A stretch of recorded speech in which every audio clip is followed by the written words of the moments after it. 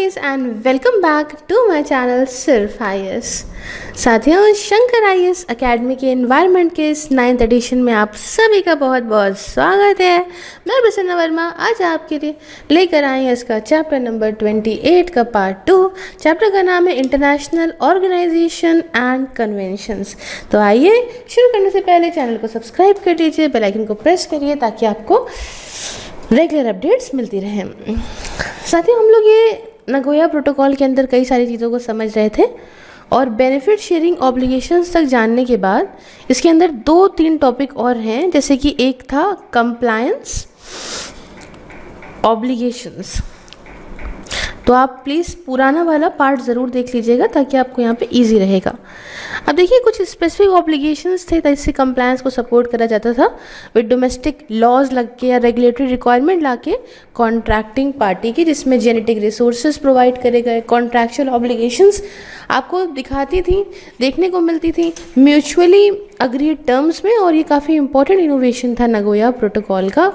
और यहाँ ये था कि जैसे कॉन्ट्रैक्टिंग पार्टीज होंगी ना, वो कदम उठाएंगी providing that genetic measures utilise within their jurisdiction with jurisdiction have been accessed in accordance with prior informed consent होनी चाहिए और म्यूचुअली अग्रीड टर्म्स होने चाहिए जिनको प्रॉपर इस्टेब्लिश करा गया है जैसे कि ज़रूरत होती है बाय अनदर कॉन्ट्रैक्टिंग पार्टी। दूसरी बात ये कि कोऑपरेट करेंगी parties in cases of एलिज्ड violation अगर होता है दूसरी कॉन्ट्रैक्टिंग पार्टी की रिक्वायरमेंट के हिसाब से। तीसरी बात कि कॉन्ट्रैक्चुअल प्रोविजंस को ऑन डिस्प्यूट रेजोल्यूशन इनकरेज करेंगी म्यूचुअली अग्रीड टर्म्स में। चौथी बात, इंश्योर कराएंगी अपॉर्चुनिटी अवेलेबल हो to seek recourse under their legal system जब भी डिस्प्यूट होता है म्यूचुअली अग्रीड टर्म्स पे।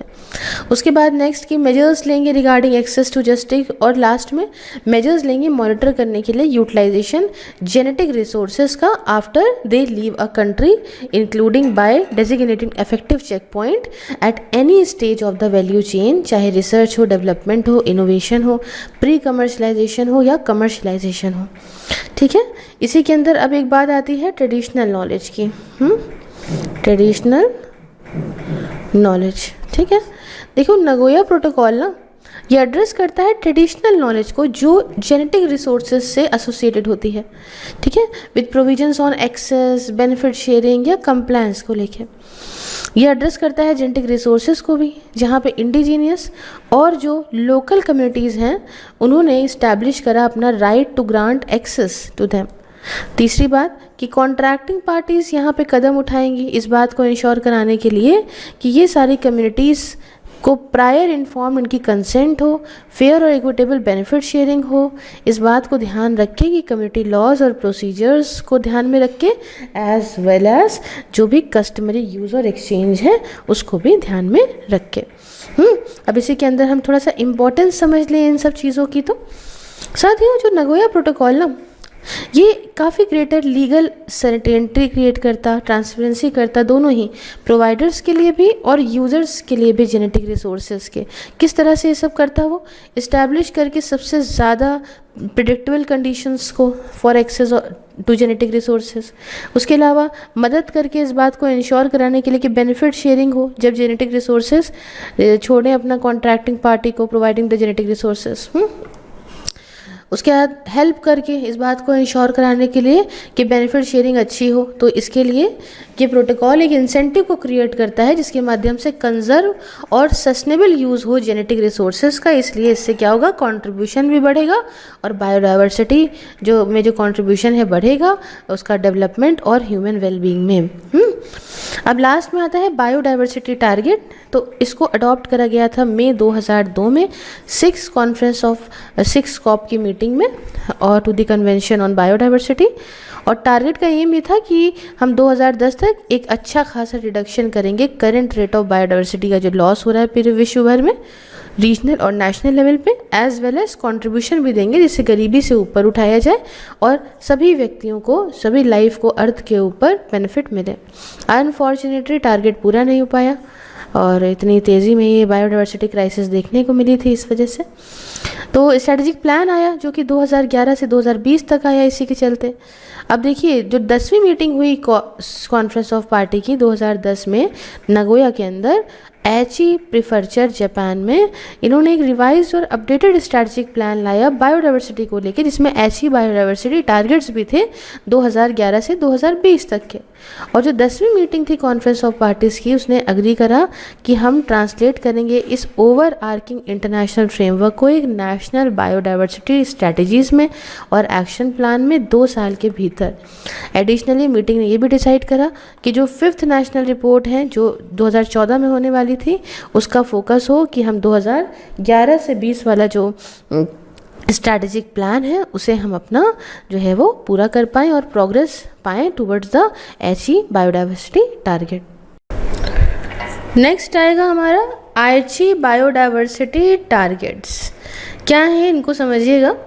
इनको कुछ मैं स्ट्रैटेजिक गोल्स के हिसाब से आपको समझाऊंगी। जैसे कि स्ट्रैटेजिक गोल ए क्या कहता है, ये एड्रेस करता है कि अभी कॉज क्या है, वजह क्या है जो बायोडाइवर्सिटी लॉस हो रहा है बाय मेन स्ट्रीम बायोडाइवर्सिटी से पूरे ही अक्रॉस गवर्नमेंट एंड सोसाइटी।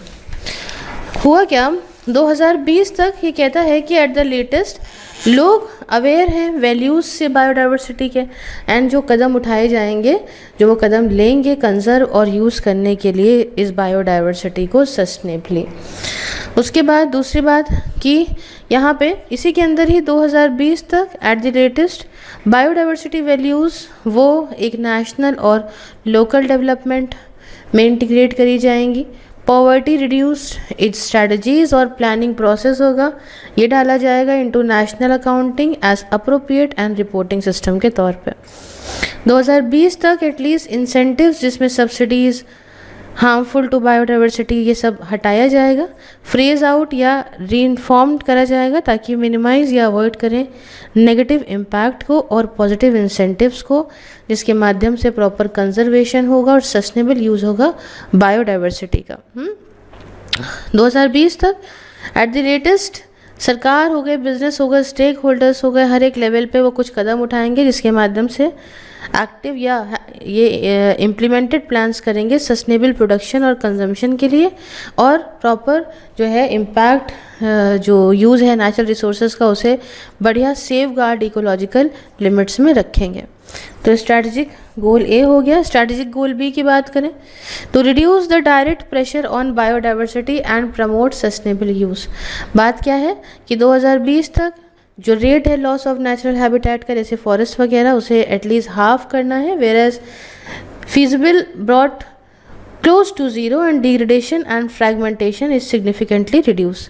2020 तक सारे ही फिश और इनवर्टिब्रेट स्टॉक्स और एक्वाटिक प्लांट्स को प्रॉपर मैनेज और हार्वेस्ट करा जाए सस्टेनेबली, लीगली, और अप्लाइंग इकोसिस्टम बेस्ड अप्रोच करना है ताकि ओवर फिशिंग वगैरह ना हो, रिकवरी प्लान बढ़िया हो, मेजर्स ऐसे लिए जाएं जिससे सारी ही डिप्लीटेड स्पीशीज़, फिशरीज़ वगैरह जिनकी कोई भी एडवर्स इम्पैक्ट नहीं है ऑन थ्रेटेंड स्पीशीज़ और वल्नरेबल इकोसिस्टम और इम्पैक्ट फिशरीज़ के on stocks, species and ecosystem, ये भी सेफ इकोलॉजिकल लिमिट में रखे जाएँ।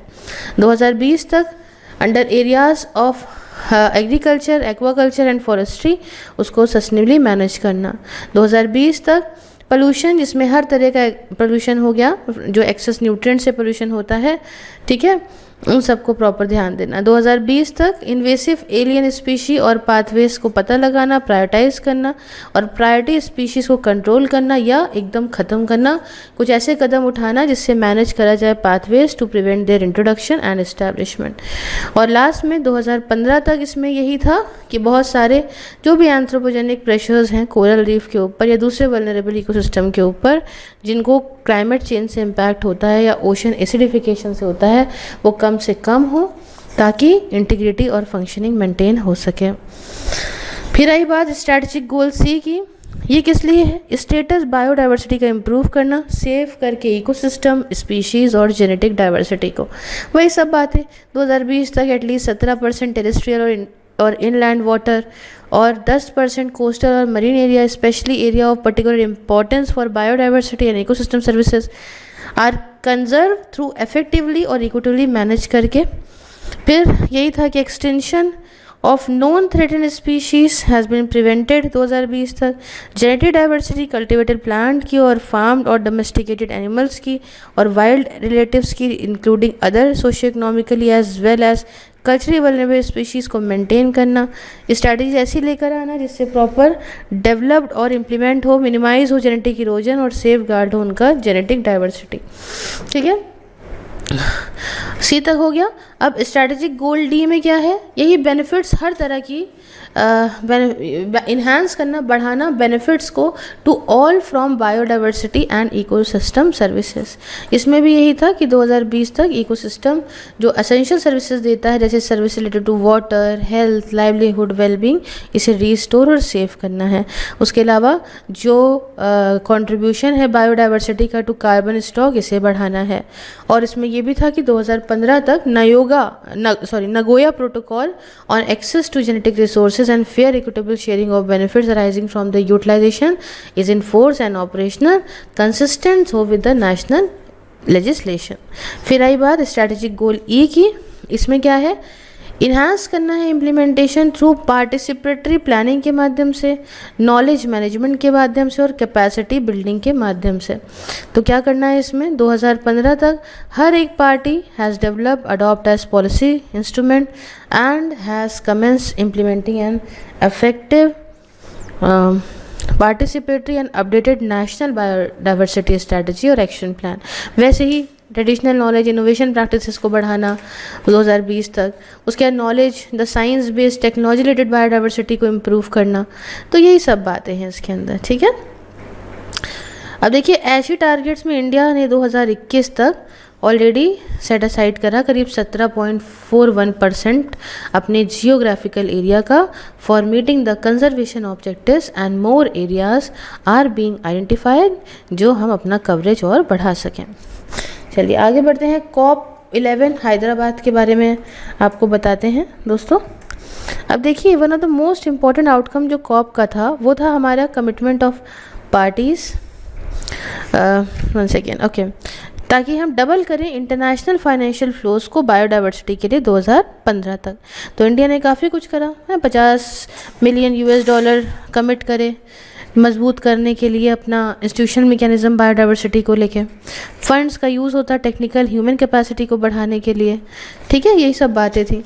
इंडिया ने इंस्टीट्यूट करा टुगेदर UNDP के साथ बायोडाइवर्सिटी गवर्नेंस अवार्ड्स वगैरह लेकर आई। तो ये सारी चीज़ें इसके अंदर आती हैं। अब रामसार कन्वेंशन ऑन वेटलैंड्स को हम यहाँ पे समझते हैं दोस्तों। यहाँ पे आ गया।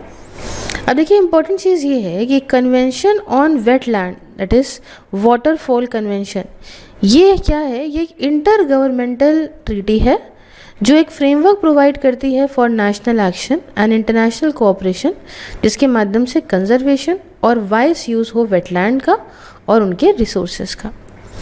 ये एक ईरान की सिटी है, नाम से लगता है रामसार कुछ इंडिया का होगा, नहीं, ईरानियन सिटी है रामसार। और ये अडॉप्ट करा गया था इसी सिटी के अंदर 1971 में और 1975 में आया ये फोर्स में। ये इकलौता ग्लोबल इन्वायरमेंट ट्रीटी है जो particular ecosystem that is wetland से ही डील कर रही है।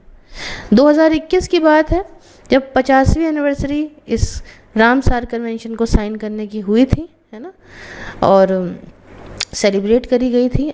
हालांकि सेलिब्रेट भी करा जाता है दिन वर्ल्ड वेटलैंड डे के नाम से एनुअली, 2 फेब की बात है ये। अब रामसार ये एफिलिएटेड नहीं है United nation system of multilateral environmental agreement से, बट बहुत ही क्लोजली काम करता है ये मल्टीलेटरल एनवायरमेंट एग्रीमेंट के साथ में, और ये फुल पार्टनर है बायोडाइवर्सिटी रिलेटेड क्लस्टर का ऑफ ट्रीटीज एंड एग्रीमेंट्स का। वर्ल्ड वेटलैंड डे वही बताया 2 फरवरी को हर साल मनाया जाता है और इसके अंदर 163 कॉन्ट्रैक्टिंग पार्टीज़ हैं।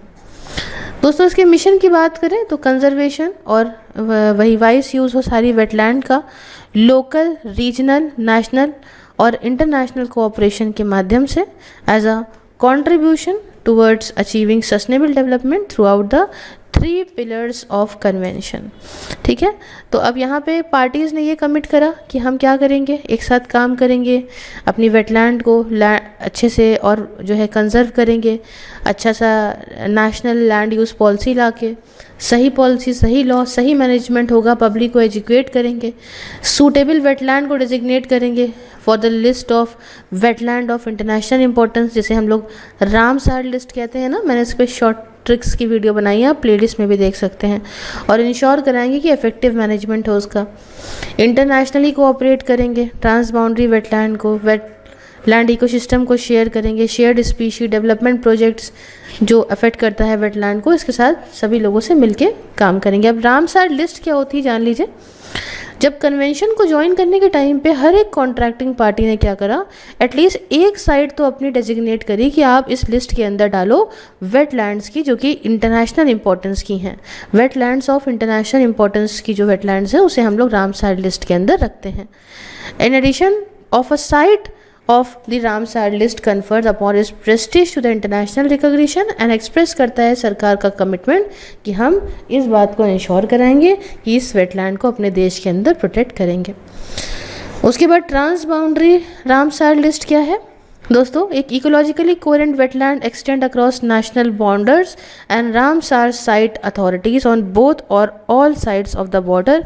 ये फॉर्मली सबने एग्री करा है कि हम कोलैबोरेट करेंगे अपने मैनेजमेंट में and have notified the secretariat for this intent.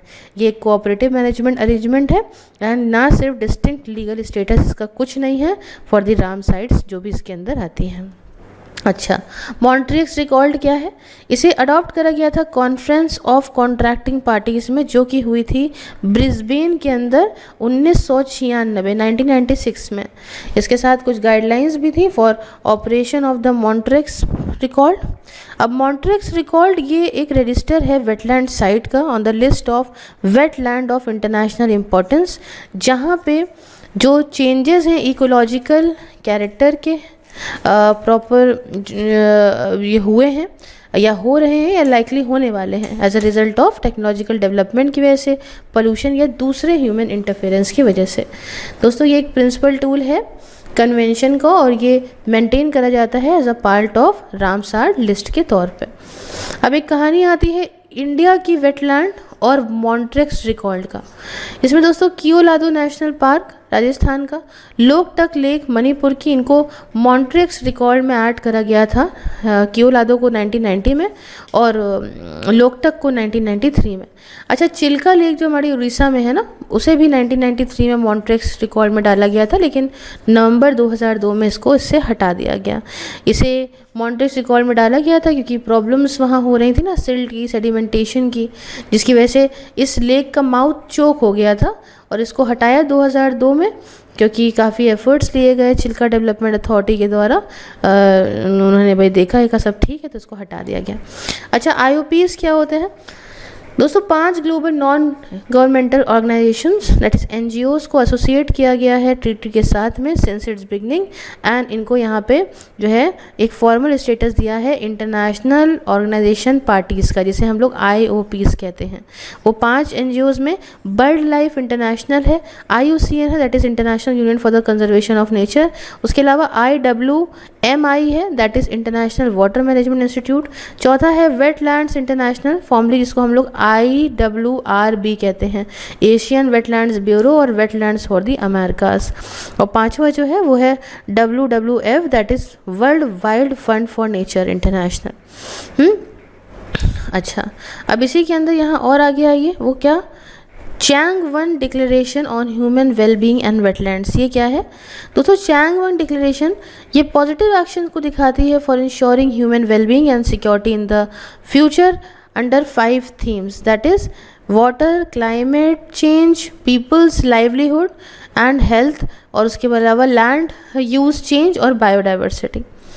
अब इंडिया और वेटलैंड कन्वेंशन की बात करें तो इंडिया कॉन्ट्रैक्टिंग पार्टी बना इस रामसार कन्वेंशन का 1981 में, और ये कंजर्वेशन प्रोग्राम को इम्प्लीमेंट कर रहा है फॉर वेटलैंड, मैंग्रोव और कोरल रीफ के लिए।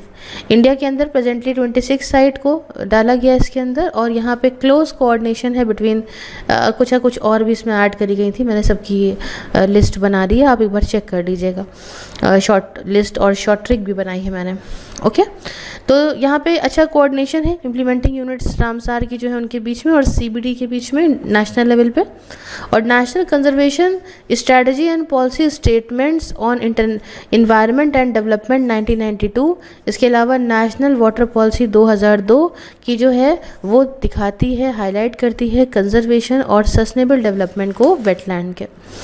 ठीक है, तो ये सारी बातें आपको समझ में आई। आगे बढ़ते हैं, साइट्स की बात करते हैं। हालांकि साइट्स के बारे में मैंने पहले बात करी है, लेकिन फिर से एक बार आपको बताऊं तो ये शुरुआत की बात है 1960s की, कि इंटरनेशनल डिस्कशन फोकस करने लगा on the rate at which world की वाइल्ड लाइफ, एनिमल और प्लांट को जो खतरा होता जा रहा है अनरेगुलेटेड इंटरनेशनल ट्रेड की वजह से। तो convention on international trade in endangered species of wild fauna and flora, जिसका शॉर्ट फॉर्म होता है साइट्स, ये एक इंटरनेशनल एग्रीमेंट है जो सरकारों के बीच में हुआ और 1975 में फोर्स में आया, और एक लौती ऐसी ट्रीटी बना जो इंटरनेशनल ट्रेड को प्लांट्स और एनिमल्स से इंश्योर कराती है कि इसमें कोई खतरा ना हो उनके सर्वाइवल में, जो जहाँ रहते हैं वहाँ पे। 176 समथिंग पार्टीज़ हैं इसकी, और साइट्स ये एडमिनिस्टर करा जाता है यूनाइटेड नेशन के इन्वायरमेंट प्रोग्राम के द्वारा। सेक्रेटेरिएट इसका जेनेवा स्विट्ज़रलैंड में है, और ये इम्प्लीमेंटेशन देता है ट्रीटी की और असिस्ट करता है with the communication between countries. अब देखो यहाँ पे protecting species from unsustainable trade, क्या करना है, ये बचाता है स्पीशीज़ को किसी अनसस्टेनेबल ट्रेड से। Species for which trade is control, इसे लिस्ट करा जाता है वन ऑफ द 3 अपेंडिसेस में साइट्स के, और हर एक कन्फर करता है अलग अलग लेवल को रेगुलेशन के, और रिक्वायर करता है साइट्स परमिट्स या सर्टिफिकेट को। ठीक है, अब इसके सारे अपेंडिक्स तीनों बता देती हूँ। पहला अपेंडिक्स के अंदर स्पीशीज़ जिनको खतरा है एक्सटेंशन से and greatest level of protection इसमें प्रोवाइड करते हैं अपेंडिक्स 1 में, जिसमें रिस्ट्रिक्शन होती है कमर्शियल ट्रेड पे। एग्जाम्पल में गोरिल्ला हो गया, सी टर्टल हो गया, मोस्ट लेडी स्लीपर ऑर्चिड हो गए, या जाइंट पांडा हो गए। दूसरे नंबर पे बात करें तो इसमें वो स्पीशीज़ आते हैं ऑल्दो करेंटली इनको खतरा नहीं है, थ्रेटेंड नहीं है एक्सटेंशन का, ठीक है, बट ये हो सकता है but may become so without trade control, अगर ट्रेड कंट्रोल नहीं करेंगे तो हो सकता है कि एक्सटेंट हो जाएं। इनमें वो स्पीशीज़ आते हैं जो रिजेंबल करते हैं अदर लिस्टेड स्पीशीज़ को, और ज़रूरत होती है इनको रेगुलेट करने की in order to effectively control the trade in those other listed species. उसके बाद अपेंडिक्स 3 जो आता है, इसमें स्पीशीज़ आते हैं for which range of country has asked other parties to help in controlling international trade. Example के अंदर मैप टर्टल हो गया, वॉलरसेस हो गया, केप स्टेज बीटल हो गया। तो COP 13 से पहले ये सारी मीटिंग्स हर एक 2 साल में होती थी, लेकिन COPs अब यहाँ पे एवरी 3 ईयर्स में होती हैं। COP 16 को शेड्यूल करा गया है मार्च, क्या ये सब छोड़िए। अब यहाँ पे साइट्स का रोल क्या है कंजर्वेशन के लिए, ये समझिएगा। तो पिछले 10 साल में साइट्स ने इस बात को इंश्योर कराया कि ग्लोबल कंजर्वेशन हो स्पीशी का। पार्टीज़ ने अडॉप्ट करा है 5 साल का स्ट्रेटेजिक विजन, ताकि साइट्स को प्रॉपर गाइड करें थ्रू 2013।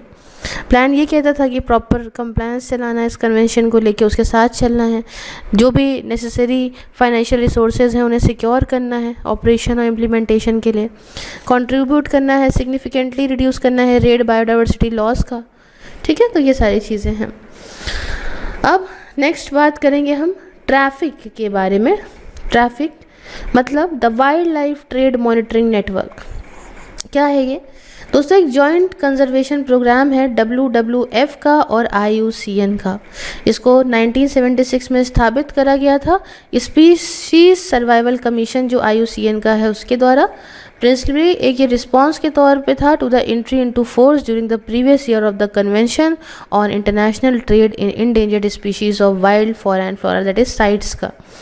ट्रैफिक एक इंटरनेशनल नेटवर्क है जिसमें traffic international based in Cambridge UK के अंदर विद ऑफिसेस यहाँ पे 5 कॉन्टिनेंट में इनके पाएंगे। इसकी फाउंडिंग के बाद ये बहुत ही बड़ा है, वर्ल्ड का सबसे बड़ा wild life trade monitoring programme है और global expert on wild life trade issues पे। ये एक नॉन गवर्नमेंटल ऑर्गेनाइजेशन है, दैट इज़ NGO है, जो अपना काम करता है मिल के सरकारों के साथ और साइट्स के सेक्रेटेरिएट के साथ। गोल इसका ये है इस बात को इंश्योर कराना कि जो ट्रेड है वाइल्ड प्लांट्स में और एनिमल में ये कोई खतरा ना हो कंजर्वेशन को लेके नेचर में। और विजन की बात करें तो विजन में ये is of the world in which trade in wild and plant will be manage और एट सस्टेनेबल लेवल, लेकिन बिना डैमेज करे इंटीग्रिटी को इकोलॉजिकल सिस्टम की इन सच मैनर जिससे अच्छा कंट्रीब्यूशन, मतलब इंसान की ज़रूरतें भी पूरी हों, लोकल और इंटरनेशनल इकोनॉमी की ज़रूरतें भी पूरी हों, लेकिन इसके साथ वाइल्ड स्पीशी और उनका हैबिटेट भी कंजर्व रहे। तो यहाँ तक इसको रखते हैं हम, ठीक है। नेक्स्ट पार्ट में हम करेंगे CMS को, that is convention on the conservation of migratory species को। तब तक के लिए आप मुझे हर जगह फॉलो कर लीजिए और मिलते हैं नेक्स्ट वीडियो में। जय हिंद, जय भारत।